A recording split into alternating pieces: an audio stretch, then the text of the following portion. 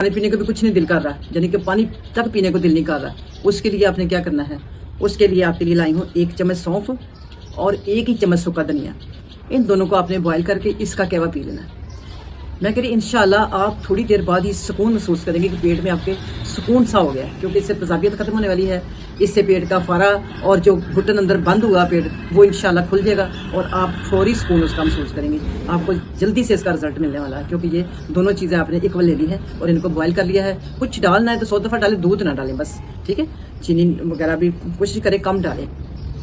और उसके बाद आपने बस इसको अपने जोश दे के पी लें कि ऐसे जैसे अंदर आग लगी है। कहा बाद लोग कहते हैं अंदर आग लगी है ऐसे पेट में, इससे मैदा ठंडा भी हो जाएगा, सुकून में आ जाएगा, यूरिन खुल के आ जाएगा और साथ ही ये जो आपका मसला है पेट वाला ये ठीक हो जाएगा इंशाल्लाह फौरी, बहुत टाइम नहीं लगेगा।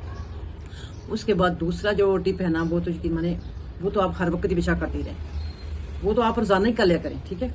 इसके लिए आपने 2 चम्मच दही के लेने हैं और 1 चुटकी काला नमक ले लें, ठीक है। और थोड़ा सा आपने पुदीना नहीं होता, सूखा पुदीना, आप सुखा के भी रखें। अच्छा, सूखे की और उसकी तसीर होती है और जो गीला होता है उसकी और तसीर होती है। आप सूखा पुदीना ये साथ 1 चुटकी डालें, दही, काला नमक और साथ